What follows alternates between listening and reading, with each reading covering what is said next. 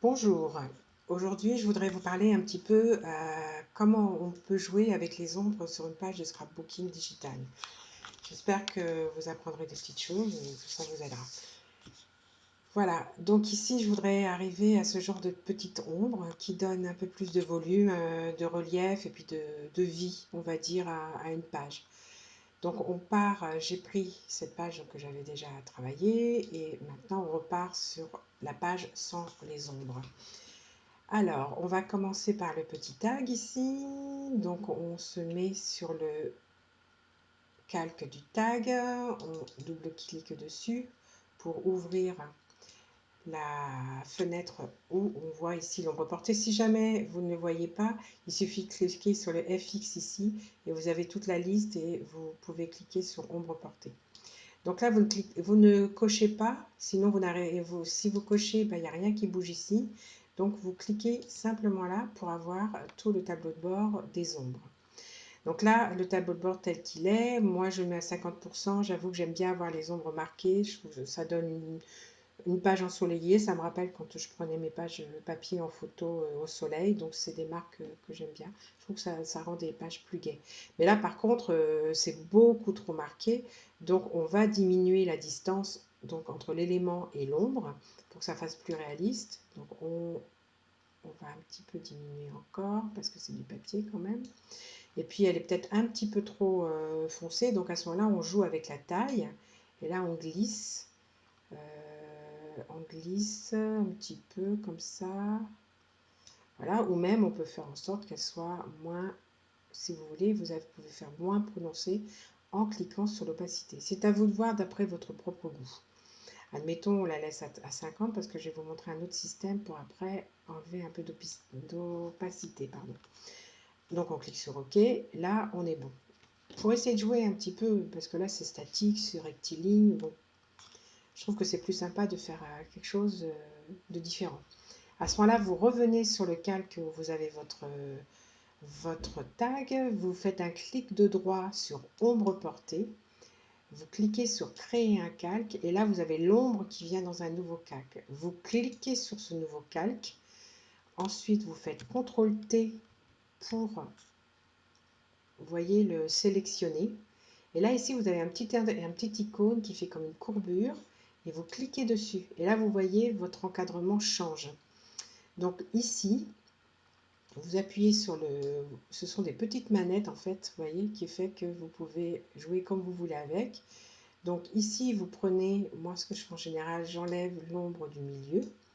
Ici, si je veux que ce soit un petit peu plus marqué au niveau de mon ombre de bord, puis peut-être que ça aille un petit peu plus loin du milieu quand même. Vous jouez en cliquant de gauche sur les petits points bleus et ensuite en bougeant votre souris pour faire aller où vous voulez, comme vous voulez. Donc là, ça me semble pas mal. Je entrer et voilà comment c'est. Si vous trouvez que votre ombre est un petit peu trop foncée, vous pouvez jouer sur l'opacité en haut ici où vous avez 100% et vous pouvez descendre jusqu'à ce que vous ayez, par exemple, si vous voulez ce genre d'ombre. Voilà, vous pouvez aussi jouer sur l'opacité une fois que vous avez détaché l'ombre de votre élément. Donc ça, c'est pour le tag. Ensuite, quelque chose d'intéressant aussi à faire, c'est le fil. Alors quand vous avez du fil comme ça, donc vous faites la même chose, double-clic, vous cliquez sur ombre portée, elle vient là, vous faites OK, clic de droit sur ombre portée, créer un calque, allez sur le calque de l'ombre, CTRL T, cliquez sur la courbure. Et là, vous pouvez jouer. Ce qui est sympa, c'est un fil en général, ce qui est bien, voilà, c'est de détacher le bout du fil pour lui donner un petit peu plus de distance par rapport au papier, ce qui est un petit peu plus vrai dans la réalité. Alors par contre, il faut faire attention parce que quelquefois, il y a tout qui se décale. Donc si vous n'avez pas envie, il suffit que vous cliquiez, clic de gauche, à l'intérieur, on va dire, du périmètre. Et là, vous pouvez bouger aussi. C'est pas forcément avec les points bleus. Donc par exemple, moi, je veux pas trop voir un petit peu d'ombre au niveau de ceux qui devraient être plus collés, mais surtout ici, et puis peut-être un petit peu là. Là, c'est pas mal, ouais. Ou peut-être revenir un petit peu tout en laissant ça décoller, peut-être un petit peu ici décollé. Voilà, ça semble pas mal. Celui-là, légèrement, peut-être pas. Voilà. Une fois que vous êtes OK, entrez et hop, là vous êtes vite. Pareil, la même chose. Si vous trouvez que votre ombre est trop opaque, vous allez dans l'opacité et vous descendez, vous pouvez descendre très loin.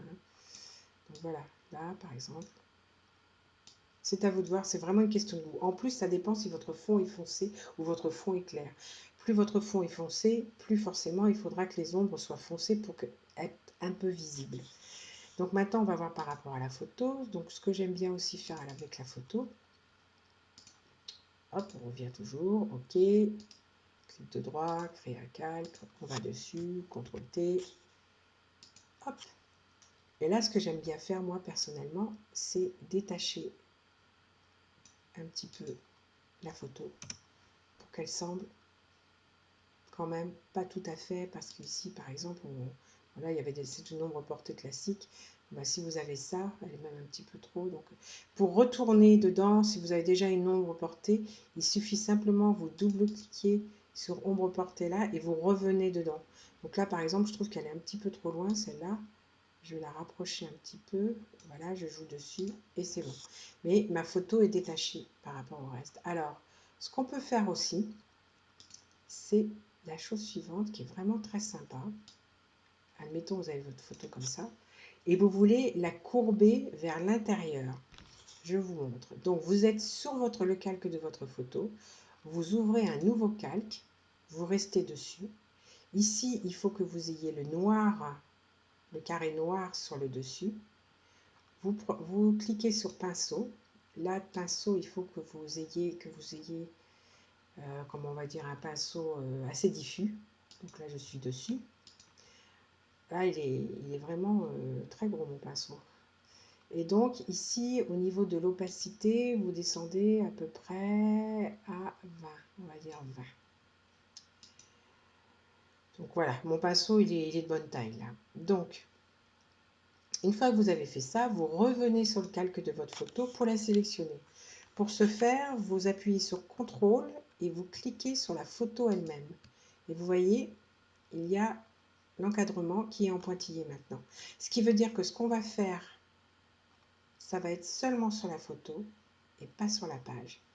Vous retournez donc sur le calque que vous avez créé. Avec, très doucement, assez éloigné, vous passez délicatement pour mettre une ombre. Alors ça peut être plus ou moins foncé. Admettons que là, cela vous convienne. CTRL D pour enlever le cadre. Et là, ensuite, vous retournez sur votre photo. Vous retournez sur votre photo. Et là, pareil, vous lui faites reporter, OK. Clic de droit, créer un calque. Vous allez sur votre ombre, vous la sélectionnez. Vous allez sur la courbure. Hop. Hop. Et voilà. Ça a permis d'avoir une ombre courbée. Ensuite, ce que vous pouvez faire aussi, c'est pareil, l'opacité ne vous convient pas, vous pouvez changer l'opacité, ce genre de petites choses. Et voilà ce que vous pouvez faire. Donc, en fait, donc sur du papier, vous avez ce genre d'ombre. Sur votre photo, vous pouvez jouer à faire ça. Quelquefois, c'est la courbure. Là, la courbure, elle se fait bien. Quelquefois, quand je vois que la courbure n'est pas suffisante, suivant le sujet sur la photo, je vais sur la photo elle-même, je fais un CTRL T, je vais sur la courbure, et là, peut-être, on peut jouer un peu plus sur la courbure de la photo pour accentuer ce côté un peu courbé. Voilà. Vous pouvez aussi jouer là-dessus, et puis à ce moment-là, on peut